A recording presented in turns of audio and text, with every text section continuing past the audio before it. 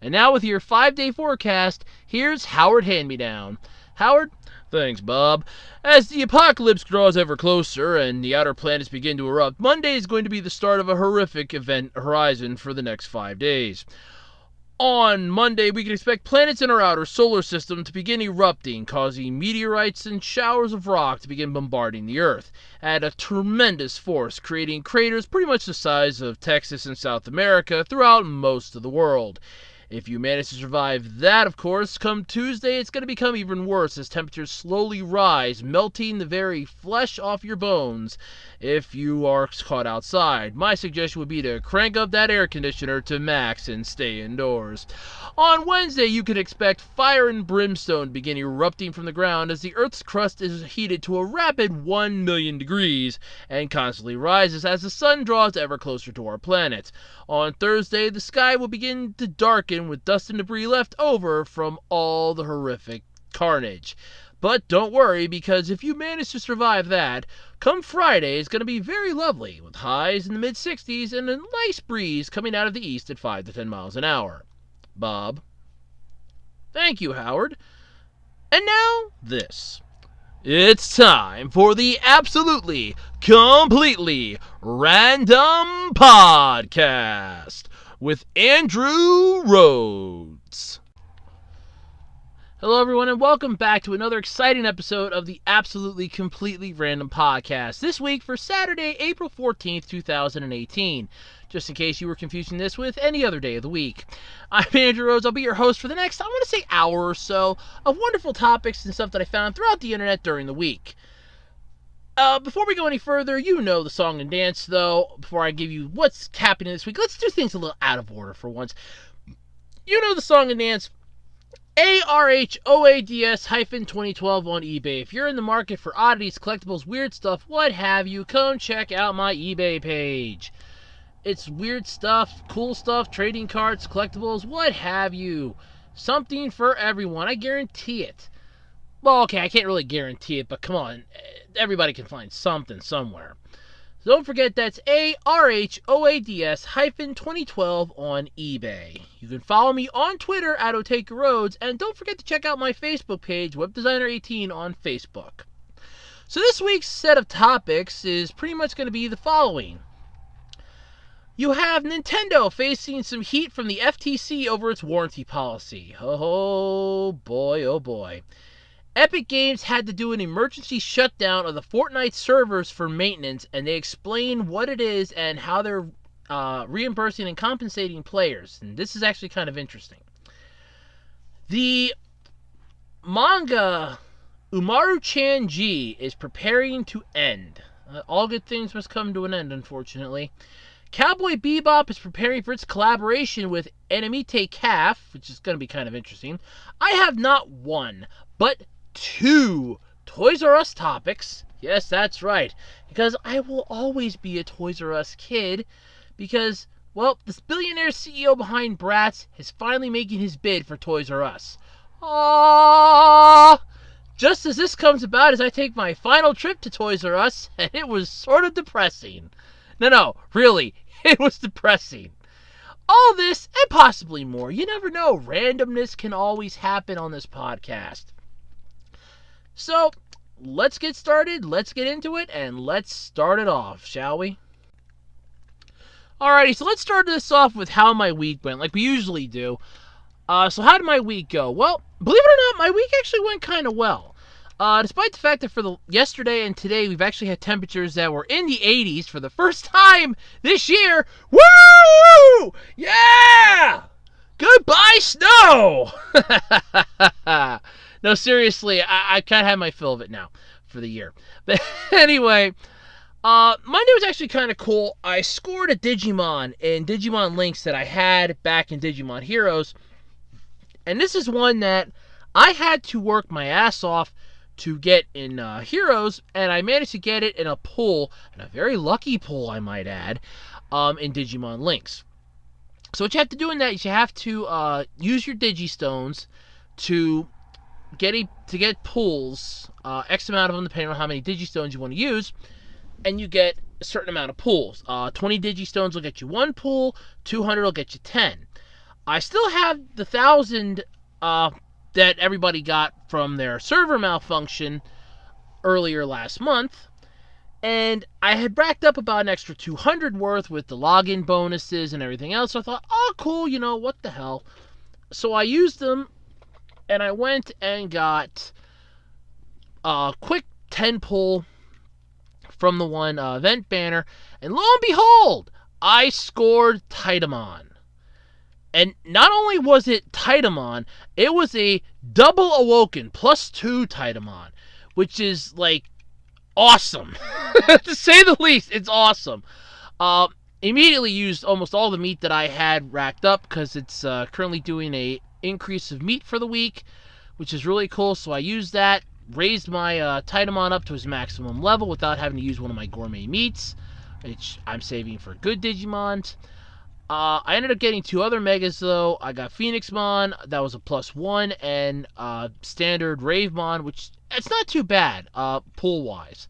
So it's actually pretty cool. But Titamon, back in Heroes, I had to work really hard to get him, because you had to royally go into the one quest. You had to beat it mercilessly, get the items, store the items, then combine some of the items to make another item, then combine three specific items that you got from the other items to make Titamon.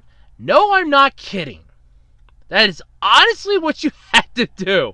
So, needless to say, that was one of the things I was the most pissed about, because I kept Titamon in my group, because it's like, oh, his attack, his thing literally takes 1 turn when you max it out. 1 turn to pretty much go to town on your opponents. Yeah, I'm just going to use that. I'm going to keep him in my group. It only does medium damage, but it's an every turn ability. Yeah, I'm going to pass that up. So I put Titamon in my group, had Titamon doing really good stuff. So I'm kind of happy to have Titamon back. It's like I've pretty much regained an old friend. I'm still waiting to get my hands on Magnamon, still waiting to get my hands on Sassonomon, still waiting to get my hands on Omnimon, and a whole bunch of other ones from that game. Any chance we can get some of the hybrids, like Kaiser Greymon, because I'd really like my Kaiser Greymon back. I had to really work for that one too, and I'd like to get it back if possible. But anyway, that was Monday. Tuesday was pretty, I want to say, uneventful for the most part. Wednesday was kind of an interesting day. Didn't have a lot to do at work, which is actually a shock for once. Got everything done. That was pretty much it. Standard stuff. Yeah, the Wednesday. Coming home then, I ended up having an issue with my seatbelt. I go to get out of the car after I park. After I get home, I park, turn off the ignition, go to release the seatbelt, and the seatbelt pops right out. And I'm like, okay, it didn't latch the whole ride home. Oh, that's great. I didn't notice it, didn't realize it. No, it popped out because apparently the thing got stuck. The release on the buckle must have gotten stuck, I guess, from me leaning a little bit when I was backing in. Must have gotten stuck. So I had to try to fix that. Happily I did. Don't ask me how. Don't ask me how. It works. It locks. It unlocks by pushing the release button like it's supposed to. I don't know how I did it. I don't care. I fixed it. I don't know how, but it's fixed. So there was that. Thursday was pretty uneventful. I want to say that with a straight face, and I can. Friday, though, was sort of the interesting day. So yesterday, my one coworker called off. That's fine. For some reason, I don't know why, this coworker and I don't really get along too well. I don't know why. I can't figure it out, but I have to try to figure it out, but I can't figure it out. I don't know. But I found out another coworker likes anime. And all of a sudden, it's like, I have somebody I can talk to at work now again. And it makes me feel kind of good inside. So, all in all, this week's been one of those weird weeks. Capping it off, though, with today, my mom, grandfather, and I watched the movie, What's the Worst That Could Happen, starring Martin Lawrence and Danny DeVito. It's actually a good movie. It's rated PG-13, came out back in 2001. the whole plot of it's basically Martin Lawrence is a thief who gets the girl at the start of the movie. She's fine with him being a thief, apparently. And he breaks into this billionaire's mansion, which the billionaire isn't supposed to be in because he's in bankruptcy, and attempts to steal from him, only to have the billionaire steal from the robber by taking a ring that Martin Lawrence's character had. The whole movie is literally, and I don't want to say it this way, but it's a dick measuring contest between the two of them to figure out which one can outdo the other one just to try to get this little ring back. And what ended up happening, I don't want to spoil it all, but he gets the ring back in the end, but it's just, you got to see, if you're interested, how it gets from point A to point B. I can tell you where point B is and where point A is, but I'm not going to tell you how to get to point B from point A. So that's something you got to check out for yourself. It's really, I was laughing hysterically. This isn't for everybody. There is some swearing in it. There is a lot of cursing. Happily, it is bleeped because it's PG-13. So, like, the F-bombs are bleeped. I think one of the best parts is where the billionaire is actually on C-SPAN because he owns a bunch of TV media empires, and they're too close together, and he had to go to the FTC to basically, I was either the FTC or the FCC. I think it was the FCC. He had to go there to plead with the senators and that to allow him to keep his media empire, and the thief screwed him over, and he's on live C-SPAN just cussing the guy out. And it's just hilarious because you see the person doing sign language for the hard of, for like the deaf and the hard of hearing, and she's doing sign language, and she's just going to town. It's like she's having more fun than anybody else there because she's trying to explain to the people at home that can't listen or can't hear. She's trying to explain what he's saying. It was just a good movie overall. About like an hour, 38 minutes, I think. It's worth checking out. Check out a trailer if you want first for it. But it's kind of worth checking out if you're interested in that type of stuff. It is a good movie. Like I said, it's PG-13. So you can check that out if you're interested. But otherwise, that's pretty much how my week went. And it's not too bad. I mean, all in all, it wasn't too bad. So, yeah. So let's get into the podcast then, shall we? And let's start off this thing with a bang. Bang! Alright, so let's talk about Toys R Us. Yeah, I went into my local Toys R Us for one last time yesterday. And mostly because I did have a mission. This wasn't a mostly I want to go in and weep over the toys and, go in there and tell them it's alright, someone will buy you, you're going to have a new home somewhere. No, I went in with a mission because they have we're going out of business, we're closing up the shop, everything's gotta go, come on in, drop your wallet at the door, we'll give you whatever you can afford, going out of business sale, basically. And I was looking around and I'm like, okay, I had a plan in mind. There was a goal in mind. I wanted to get my hands on a Transformer because I'm really big into Transformers, and I wanted to try to find like a combiner or a decent Optimus Prime or just a decent Transformer, not one of those crappy one-step changers or two-step changers. I wanted a decent Transformer.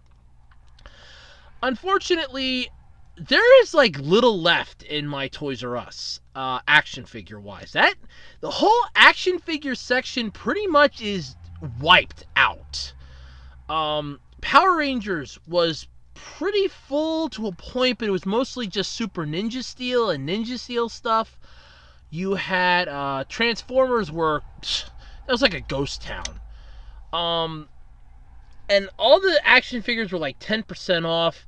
There was a $15 Mrs. Incredible from the second Incredibles movie, which I'm amazed. That movie isn't even out yet. And they have the toys already for it. Which kind of makes me think, did they get those prior to the thing coming out with the stamp, do not put out on shelf before this date, and all of a sudden realize, hey, we're going out of business, what the hell do we care? And just plop them up on the shelves, because it's kind of like, it seemed like it was out of place. Like they just quickly threw it up on the shelf, because it was on an end cap. It's like they just quickly threw it up on the shelf, It's like, okay, it's up. It's on the shelf. They're going to come for it. They're going to buy it. It's going to be gone. We don't care. It's one less thing we got to deal with. And that's what it seemed like. But there was that. I wasn't going to pay $15. And with the 10% discount, it really wasn't coming down that much. It's like going to be like $14 by their little chart. I'm like, yeah, it's still not a lot for a Mrs. Incredible figure. I don't care if it's like 16 inches tall. That's still too much money. They had the giant, the giant brick for the new Power Ranger series. Now, if you're ever into Power Rangers, there's one thing you have to realize. When they made the toys, when Bandai made the toys, there was one thing they always did wrong. And that was the fact that they always made them bricks for the deluxe figures. They did a really good job with the Microzords. I'm really pissed that they didn't keep going with that gimmick. That was the best idea they could have done, was the Microzords. But they decided, no, we don't want to go with that gimmick anymore. And it was sad that they did that, because they should have just kept going. That was a really good way to make some decent-sized figures that could actually have some articulation and mobility. Not to mention that were really cool. But no, the deluxe figures are always bricks. Gigantic bricks. The legacy figures are the ones that are starting to shy away from that. But courtesy of Bandai not having the rights to make the toys anymore, I'm getting the feeling that it's probably going to go back to the brick style. Unless, of course, they're finally going to be taking a page from the Transformers book when Hasbro takes over, but we have to wait and see. But anyway, they had the giant brick. It's like the Lion Fortress Megazord. This thing, first off, it was a brick in Japan. And that's the one thing you have to realize. If you ever buy this thing, it is literally the biggest, most expensive brick you are ever going to buy. It is about $100. It is huge, it is massive, and it is a waste of space, time, and money. They could have easily made that thing half the size and called it a day. But with their magic little chart, though, at the Toys R Us, the 10% off for that is pathetic, because it's like it takes it down to just about $90, and they rounded everything up to the next dollar. So it's like if it's $9.99, you have to think it's $10. If it's $14.99, you got to think of it as $15. The action figures were 10% off, and what got me is that the whole store is supposed to be up to 30% off. The fixtures are for sale already. They started selling those last Saturday. The fixtures started going up for sale, so you can buy like shelves, you can buy the whole shelving units if you wanted to, from certain sections that are empty-ish. And I'm like, okay, this is cool and all, and then I'm thinking about it, and then it dawns on me, this is cool, but then at the same time it's, okay, but everything's up to 30% off, that doesn't mean it's 30% off, which is what I was kind of thinking. Oh cool, it's like 30% off, and it's up to 30% off, because the Legos are 5% off. Every single one of their building blocks, 5% off. And there was a lot of Legos left. Mind you, they were like the really crappy, really chintzy, they would probably go for a couple bucks on eBay, cheaper than you're getting them there, Lego kits. And they're 5% off. So that's like 5 cents on every dollar, and I'm like, oh, that's great. That's real great. So it's like a $4 figure. I'm saving a whopping 20 cents. Woohoo! And the action figures, like I said, were almost completely wiped out. There was like a giant Link and a giant Mario that you could get for just about $25. A whole bunch of oddity stuff you could get really cheap. They had some $1 figures for like wrestling figures that you could get for 90 cents. So on and so forth, right down the line. Just constantly adding up all that stuff. And I'm looking at this and I'm like, they're going to be empty. I'm thinking to myself, this section of the store at best is going to be empty maybe end of May, beginning of June. And then I instantly whip my head right back around to the middle of the store and I go, this doesn't even look like it's been touched. Like where the board games are, where the Barbie dolls and girls' toys are, where a lot of that stuff, none of that looks like it's been touched. The bedding section looks like they finally started getting some of that gone, if not completely. And my guess is that a lot of people probably went in prior to the sale starting and just started going to town getting all the stuff. Whereas it's like, okay, we're just going to grab it all, be done with it, and we're just going to call it a day. And that's about what I think they did, and they didn't wait till the sale came because they wanted to make sure they got it, that nobody else grabbed it. Granted, they'll be paying full price then, but this way they know they have it. Whereas now it's like, oh, cool, it's like 10, 5, 10, 30, up to 30% off, and there's nothing left. Like I said, the action figures were pathetic.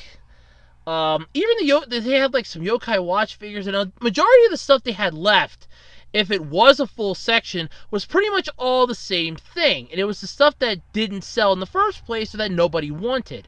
Like for Pokemon, they had a whole bunch of that little dolphin dog thing from Sun and Moon. The name escapes me because I don't know the name of that one. And yes, I know, I just pulled what my friend usually does, but I don't know the name of it. It's the one that looks like the trained seal. Has the little ball on its nose. It's blue. It's the water type. Its name escapes me. And what's funny is I could look it up. I don't want to, but I could. The name escapes me. But they had that. They have like a couple Pikachu ones, some Z-Move things you can use with your Nintendo games, which I was getting a kick out of. You're spending like $30 for not only the little band that you need to use it with. It's like a little wristband that you have to clip onto your wrist. Sync it with your game. Then you plop on the Z-Move Stone and you can use it. They had like the Pikachu Z-Move Stone, a couple legendary ones, and they had those in there, and I'm like, $5-6 for those. It was $5.99 for those, and it was like $20, like $15-20 for the literal, thing you need to use them with. They had some Dragon Ball Super stuff, which I didn't even know they were making toys for that. I assume they were. They were kind of, I want to say relatively well priced, but they weren't. Even for a going out of business sale. The whole purpose of this is just don't twist the knife in any deeper than it is. You know you're closing up. You know that your store's done. You know there's no chance that they're going to come out of this in one piece. Just start slashing the stuff up to like 40% off and get it the hell out of there and just get it over with at this point. You're just prolonging the inevitable. And then, this is the kicker though.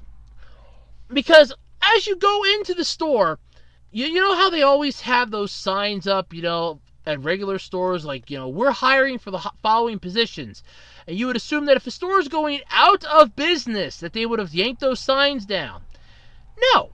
There are signs all over the place. Besides their 10%, 5%, up to 30% off, everything must go sale signs, there is a literal sign walking in the door, walking past customer service, walking in the back of the store, we're now hiring. That's wonderful. Come join Toys R Us. Come join the sinking ship as it's going down faster than the Titanic. You're going to be here for a couple months and you're back out on your ass again unemployed. Brilliant idea! You really need the extra help to move the crap you have left?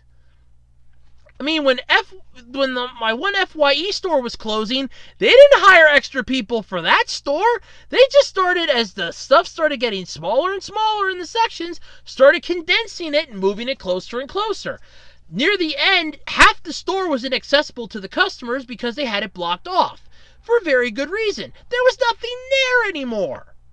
So, yeah, it makes no sense. You're hiring, or at least you still have those signs up, and you're going out of business. Those would have been the first thing I would have taken down. That's like the cosmic joke at this point. It's like Toys R Us is not only giving the middle finger to everyone that grew up with them, but at the same time, those 33,000 employees that are going to be out on their ass when the store closes, it's like, yeah, by the way, we're hiring people to replace you too. Why? At that point. But all this pales in comparison, though, to other things, and that is the entirety of the Bratz CEO making their bid for Toys R Us. Alright, so the Bratz CEO has finally announced that he's making his bid for Toys R Us. Now, this is pretty much a huge deal here because Bratz dolls, Mattel, Hasbro, and all them, Mattel and Hasbro wanted their crap yanked out of there before the bankruptcy sales started. And the Bratz CEO, the Bratz dolls are pretty much one of the lifebloods. That's where they pretty much sold the majority of their crap, was Toys R Us. So you're not going to be hearing the Toys R Us jingle anymore, but by God, the CEO of the Bratz dolls and Little Tikes Toys is officially making his bid for Toys R Us. Isaac Laren said Friday he's entered a formal offer of $675 million to buy many of the Toys R Us stores in the United States, along with an additional $215 million for Toys R Us stores in Canada. So for those of you over in the UK, I guess there's nothing we can do. But if you're up in Canada, Toys R Us might be safe for you. If you're across the pond, sorry, SOL. Laren is looking to buy more than 200 of the remaining 735 locations in the U.S. and almost all of the more than 80 locations in Canada, according to a spokesperson. Laren, who runs MGA Entertainment, will use his own money for the bid, along with financing from banks and additional investors, according to a press release. The liquidation of Toys R Us is going to have a long-term effect on the toy business. The industry will truly suffer, he said in a statement. The prospect of bringing the Toys R Us experience to a new generation, my new grandson's generation, is enough to motivate me to save Toys R Us. Nobody else was thinking this.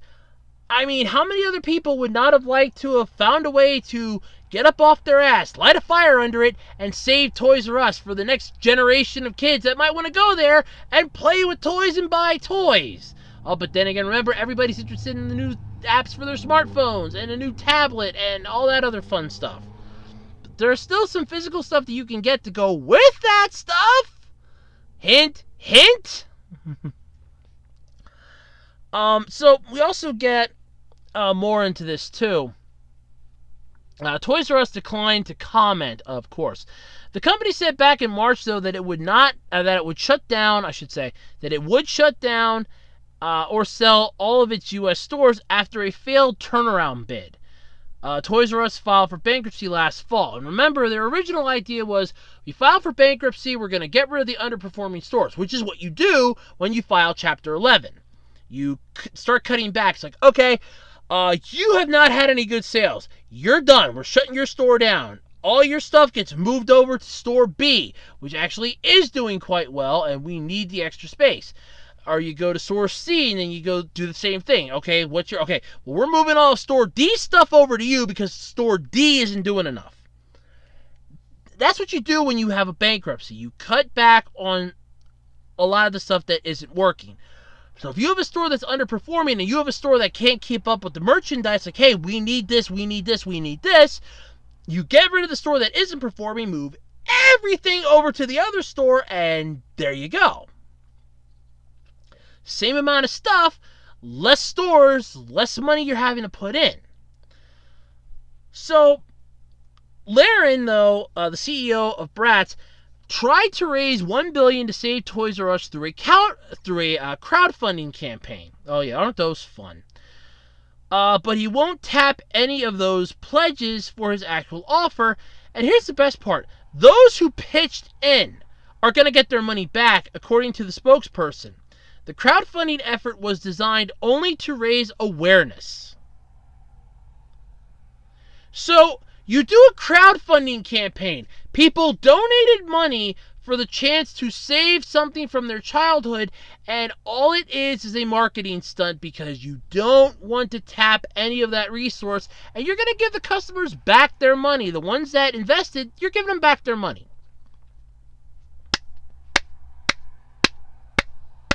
Brilliant idea! Dumb morons. But we're also getting more information here yet, too. Laren's vision for Toys R Us includes turning its stores into entertainment hotspots, which is what they should have been in the first place. We will make Toys R Us an experience in and of itself, a fun and engaging place where families can spend an entire day, he said in his statement on Friday. Imagine a mini Disneyland in each neighborhood. So I'm imagining $70 to park in the parking lot, or more, probably $170 now. $170 to park in the parking lot, and you're going to have a giant mascot walking around and greeting the kids, and parents freaking the hell out, and overpriced drinks, and you're going to have like a ride inside, like a little monorail that they can ride on to go to different areas, because they're not going to want to walk all over your mini Disneyland. Are you going to make it like a FAO Schwartz where they have like a piano, or you're going to have like a piano musical tile floors or something? A mini Disneyland. A mini Disneyland. What?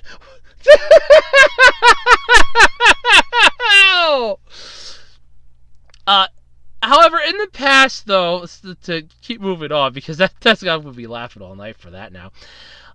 In the past, Laren has blamed the demise of Toys R Us on its private equity owners, which saddled the company with debt. Yes, every penny it made went to paying the debt service, he said in an interview with CNN Money last month. So apparently, they were a non-profit then.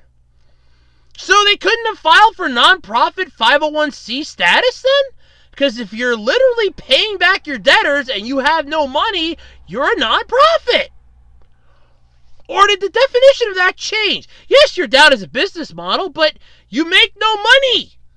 That would have qualified you as a non-profit, at least in common blank sense. Well, we give back to the community, it's a toy store. Okay, there are co-ops that are considered non-profit because they make nothing.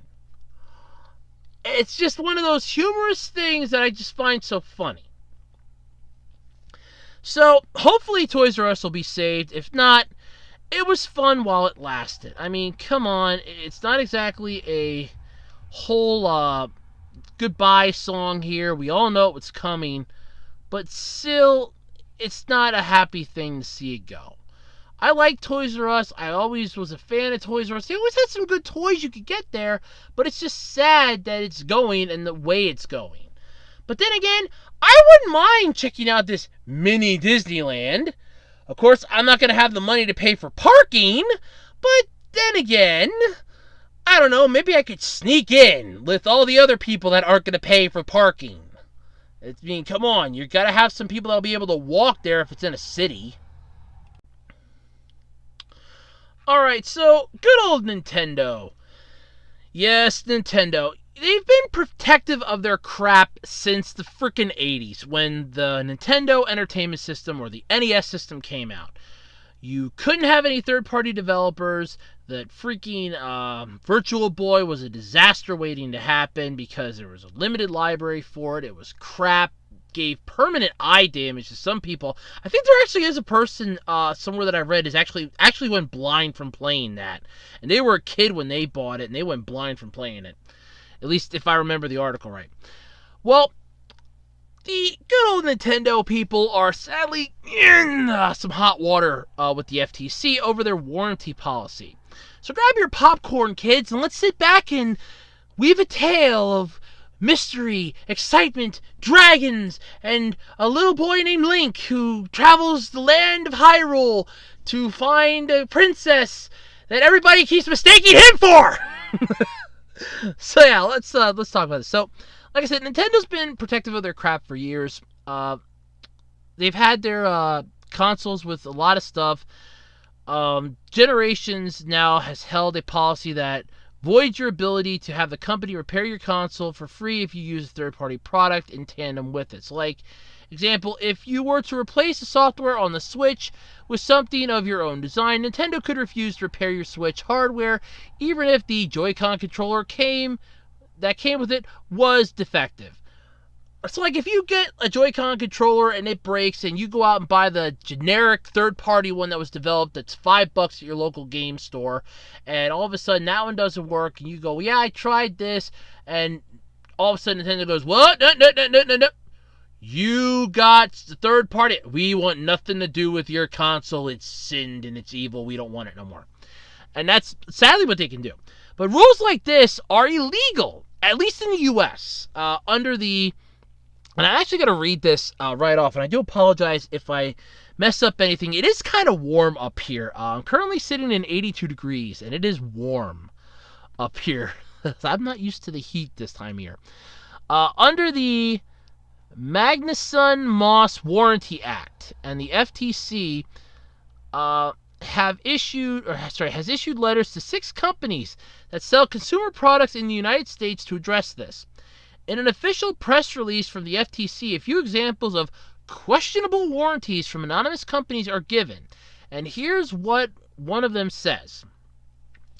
And I'm going to quote this exactly as it is on here, so it's not going to be misleading. I know I try to steer away from politics now, but the FTC stuff does kind of fall under like video games and everything, so it's sort of a nice little gray area I can talk about because, well, let's face it, without that, you don't really have any games and vice versa. This warranty shall not apply if this product ... is used with products not sold or licensed by insert company name here. Now here's the official warranty from Nintendo's website. This warranty shall not apply if this product is used with products not sold or licensed by Nintendo. Assuming Nintendo was one of the companies that got a letter, which they probably were, it will have 30 days to revise the warranty policy or the company will face legal action. And I really hate to say it this way, but they're really scared about this. I mean, this is Nintendo. They took a bath on the Wii U console. They royally soaked in the tub with the Virtual Boy. The Game Boy Micro was a mistake and a half, and they're honestly, come on, they're really going to be terrified about a legal action for a warranty policy. They're probably going off of the warranty over in Japan. I'm not sure what that is. I know they do have a warranty policy over there, but the laws over there when it comes to products are much stricter and much more refined than they are here. Because over in Japan, they have a tremendous amount of laws that can protect minors, ones that can protect consumers and minors, and back and forth so many times it's not even funny. So for this to be one of the, quote, topics of choice, it is a possibility that it's probably something they're picking up and using from the Japanese side and just translating it here in America as, you can't use anything that's not ours. If you do use anything that's not ours, we have the right to say no to repairing it. It would almost be like you taking, in my opinion, like you taking your PlayStation 4 to Microsoft because you stuck a Microsoft hard drive in your PS4 saying, hey, my hard drive won't work, fix it. At least that's how I kind of see it. In all honesty, it never made any sense to me to begin with, because a lot of times you're going to have to get a controller that's a third-party controller. I owned several PlayStation... let me phrase that. I owned 3 PlayStation 2s. I broke controller number 1. The left joystick broke. Flat out broke. Nothing I could have done to prevent it. It just flat out broke. I had to go out. I got it was basically a third-party controller to use with my PlayStation 2. So it wasn't the original one that came with it. It was a third-party controller. There isn't anything wrong with that. It's just that eventually you're going to have to get stuff like that. And they know this. So, is Nintendo's warranty policy fair? Do you think this will happen if the company uses more relaxed rules? I doubt it highly. And I do mean that. Like I said, this is Nintendo. It's one of those, it's a company thing. They're going to go around and say that it's their way for this, it's their way for that, when in all honesty, I don't even think they know what they want or they know what they need anymore. It's basically a matter of how they want to interpret it and how they are going to interpret it.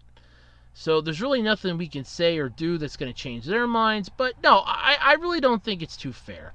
Because, like I said, it's eventually going to come to the point where you're going to have to get a different controller. You're going to have to get some type of a replacement part for whatever you're playing. Either the controller's going to break, or the battery's going to run out and it's not going to charge anymore, or your charging cable's going to get screwed up, your docking bay is going to get messed up. And that's why third-party people make this stuff in bulk. They buy the rights, like, hey, we're going to design this, it's designed for this, we're going to sell it at a third of the cost that the official one goes for, because if it breaks, people aren't going to want to wait around 6-7 weeks for the authentic one to arrive, brand new from the factory. And they could easily just hop down to their local GameStop, or hop to their local, like, Five Below, or hop to the local Target or Walmart, and literally just pick up the generic one made by a third-party developer like Mad Catz or something, and it's basically the same thing. So that's the entire premise for it, that, at least in my book.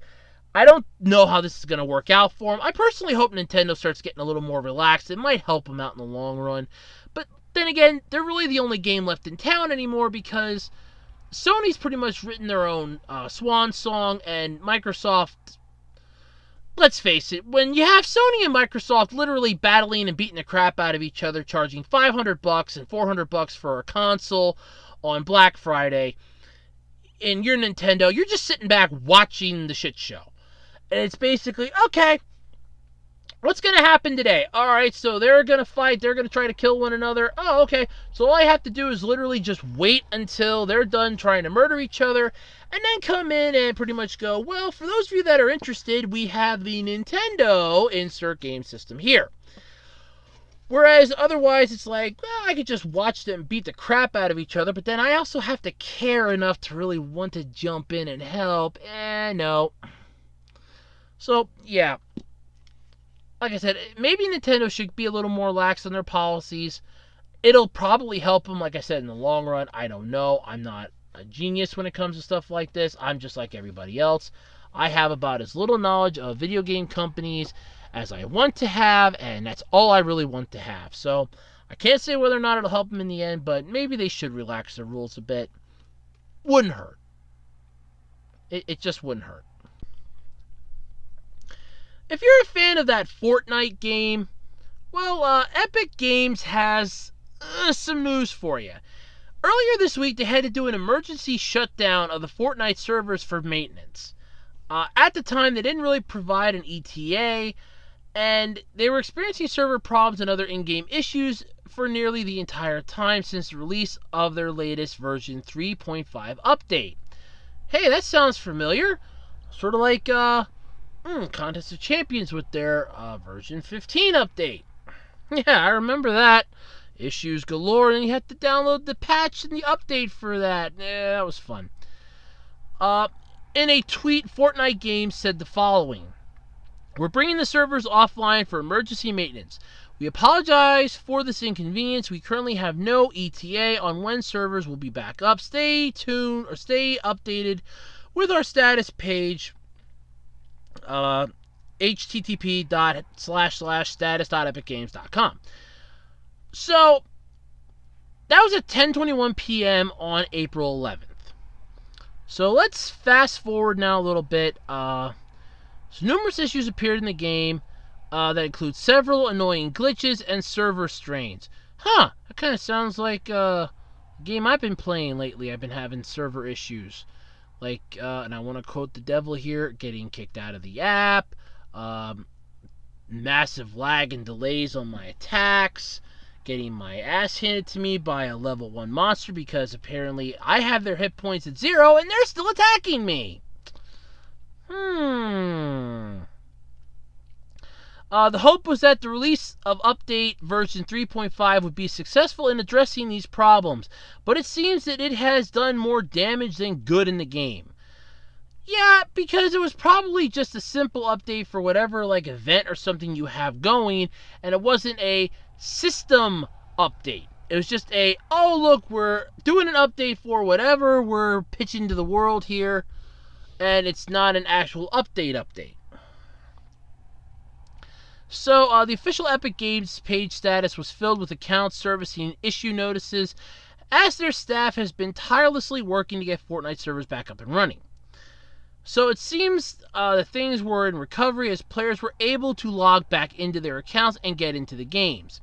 However, the issues flared up again as many were facing query wait times of over an hour. Ouch. That would piss me off. Hey, I want to do a quick Fortnite game. It's 1 hour later. Yeah, that would annoy the crap out of me. It seems that Epic Games have just decided to close things up in order to find a quick solution. It's not exactly a quick solution. If you have to shut down the server for a game like this, that's not exactly a quick solution. That's say, okay, we have shut down, nobody's logged into it, nobody's into it, go to town. That's when you literally are putting everybody on fixing this issue. You don't have to worry about customer support, or if you want, throw one or two people on there to put up on social media, server issue, mass put it out there, boom, problem solved. Put down, don't have ETA when it's coming back up, and then have them monitor that. Everybody else, focus on fixing this. Jump in here, figure out what the glitch is, look through every line of code. We want this fixed ASAP. Time is of the essence. So, all this was going on, and eventually it got fixed. It got fixed happily about a day later. That's kind of funny. Which actually isn't too bad.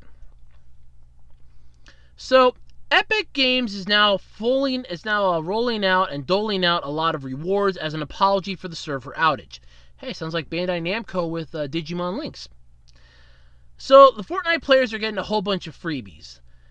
So, let's see here. Yeah, developer announced, here's a full list of the freebies. Battle Royale players will be able to pick up a free back bling gift from the in-game store. Save the World players get a Troll Stash Llama for free. But that's not all. Next week, we will be granting a pack of Battle Stars to our Battle Royale players and seasonal gold to the Save the World players.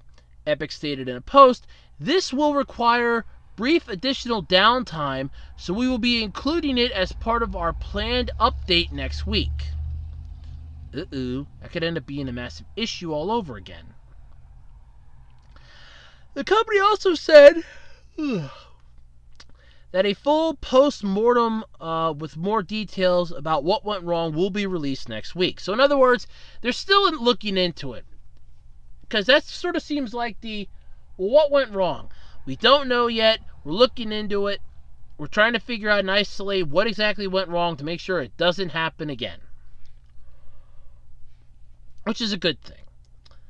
So, see, all systems are fully operational. The game's online servers are now back up. Login and game service issues have been resolved and were returned to a healthy state according to Epic Games.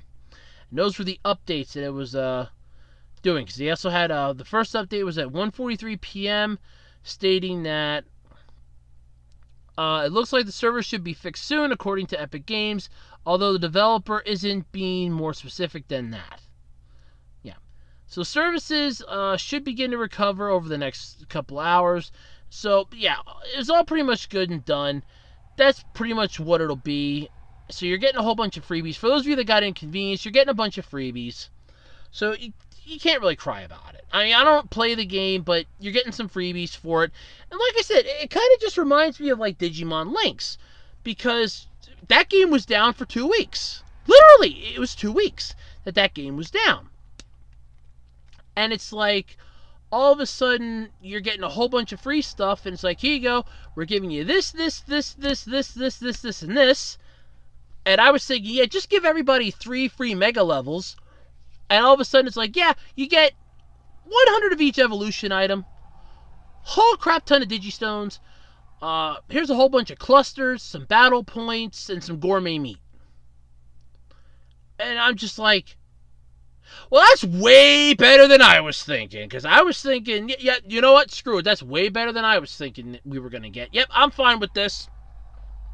I'm content with this. And that's the whole thing. But Epic is sorry that all this happened. So, That's at least a good sign. They are sorry. It's not like they're just up and saying, yeah, screw you players. No, they are sorry. So that is a good thing. I mean, it could have been worse. They could have just said, no, screw you. There's nothing we can do about it. There's nothing you can do about it. But they are sorry. So you are getting some freebies. Hopefully everything will be smooth sailing now. But if not, hey, it's only a video game. I mean, right? Alright, now I know I've talked about this little thing, cretin, whatever you want to call her, here on the podcast before. Umaru Chan. Ah, yes. We all remember her. It's the little thing that she's actually a 16-year-old girl. I want to stress this first off. But it's only out in public. Once she's home in the confines of her brother's Japanese apartment, she becomes a 5-year-old who dons a little hamster getup and plays video games, goes online, watches YouTube videos, trolls the internet, and all this other fun stuff. Getting into so many misadventures, it's so funny. It really is. Well, if you're a fan of the manga, Umaru Chan G, sad news. It's preparing to end. All good things have to come to an end, so, it does happen. So Umaru Chan age was the case with the original Himoto Umaru Chan manga, which ended in 2017. Senkaku Head's sequel is about to follow suit. Himoto Umaru Chan G kicked off its run in the 53rd 2017 issue of Suisha Weekly Young Jump magazine, and the final chapter is now scheduled to close things off in this year's 20th issue. The issue goes on sale in Japan next Thursday. So, I mean, if it literally ends one saga and starts another one, that's not really that bad of a thing. And this has been out. You have plenty of it. It's got a manga. It is a manga series. It's got an anime series, which is really fun. You can find clips on YouTube of it. There's memes all over the internet from this. This is a big thing. This isn't going to go away. Just fall off the face of the earth and never come back. This is something that's going to be around for a while. It's going to stick around. It's going to be here for a good long time to come. It's not like, oh, well, we're just going to see this. It's going to go bye-bye, wave bye-bye to it, and that's the end of it. Because I know I've been watching some of the clips online. They are a blast to check out. I like the one where she accidentally drops soda on the router, or it's either the router or the modem, and it basically deep fries it, and she's freaking out because she can't access the internet. She's really losing it. Then there's one where her brother tells her that she has to start keeping the room clean, or the apartment clean, and she goes, well, if I do that, then you're just going to be a shriveled up husk come the weekend because there won't be anything for you to do. And all of a sudden it's like, yeah, no, it'll be fine. And she cleans the place up, and all of a sudden, come Sunday, he goes, you can leave the place a little messy, please. I'm so bored out of my mind. All in all, they're really good clips to watch. Check them out. They're worth like the 5-10 minutes you'd spend watching them, because you can find like a full 10 minutes worth of clips. They're worth it. It really is. I highly recommend checking it out. It really is. It's a funny show. Even the opening makes me laugh. So yeah, check it out if you get a chance. It's sad that the manga's ending. There's probably going to be another one coming out. I wouldn't doubt it, because like I said, this is pretty popular. And so there's liable to be more. This isn't going to be the end of it. I doubt it highly. I mean, nothing like this is really going to truly end, but I mean, for now, the manga series is coming to an end, but nothing like this truly ends. Alright, if you're a fan of Cowboy Bebop, I have some really interesting news for you, because this is actually pretty cool. So Cowboy Bebop is going to be part of a collaboration with Animate Cafe, and I know I'm probably mispronouncing that. It's Animate or Animate? Okay, I guess it's Animate Cafe. Okay, Animate Cafe. So if you're planning a trip to Japan or if you want to go to Japan, or if you have goals to get there, you might want to speed it up for next month. And what's funny is that I follow two people on Twitter. The one went over there for her honeymoon, and the other one was over there for a literal vacation. And what's kind of funny is that they were just over there, and if they, what I hate to say it this way, if they would have just waited a month, they probably could have went to this calf. It's kind of funny. Shinichiro Watanabe's, I really wanted to make sure I got that right. Shinichiro Watanabe's series is celebrating its 20th anniversary, and one of the attractions getting in on the action is a collaboration with the Good Smile Animate Cafe. The Cowboy Bebop x Animate Cafe collaboration will bring limited goods and Bebop-themed menus to both the Osaka and Akihabara locations. It's slated to run from May 15th to June 10th. So, that's actually kind of cool. It's sort of like stuff that they would have like over here for like sporting events, for like bars, or certain things for bars. Like they want to have like you have dating night or singles night or something, or like a bookstore wants to have like a sort of special thing going on. It's sort of cool things like that. And this is definitely something that's really cool. So you get like Bebop themed menus. You get it's like Bebop themed menus, limited goods for this. So all that's really cool. I mean, I'm not exactly upset by the fact that I can't be over there for it. Yeah, I would love to go to Japan, but I mean, it just looks really cool. I mean, I don't know what the menus are going to be. I couldn't find anything on that. But, hey, that actually sounds pretty neat. So if you're going to be in Akihabara or Osaka next month between May 15th and June 10th, check it out. It might be worth, it might really be worth it. You never know until you try. I mean, after all, it looks pretty cool. At least it sounds pretty cool. I didn't see a picture. The only picture I saw was like the one that was in with the article, and it was just literally the Bebop crew. So it sounds pretty cool. So if you're gonna be in Osaka or Akihabara, check it out. Might be worth your time. Alrighty, folks, that's gonna do it this week for the Absolutely Completely Random Podcast. I'm out of topics. I'm running out of time. Not to mention the fact that I'm getting kind of tired, and it is getting really hot in here. It's still 82 degrees. You gotta be kidding me. I'm sweating like a pig. Seriously. I mean, it's hot in here. Anyway, so I'm just going to call it then this week. I had some fun. I had some pretty decent amount of topics. Plenty to do, and besides, I'm tired. I'm sleepy. I want to go to bed. I got some radio to listen to, and I got some sleeping to do. But anyway, if you have any topics for future podcasts or any questions that you'd like me to answer, because let's face it, it's getting difficult to come up with find and come up with topics each week to do. If you have any topics or questions for possible Q&A, feel free to drop them either on my discussion page or discussion section here on my YouTube channel. Tweet them to me at Otaku Roads on Twitter. Drop them on my Facebook wall by posting them on my Facebook wall, the Web Designer 18 Facebook page, or email them to acrpodcast@gmail.com. And until next week, I'm Andrew Rhodes, and this has been the Absolutely Completely Random Podcast. Sayonara, everybody. I'm going to go get some sleep and try to cool down from this massive, massive heat. This is ridiculous. It's 80 degrees and I'm sweating. And it's freaking April. Come on, this isn't right. Anyway, I'll see you all next week.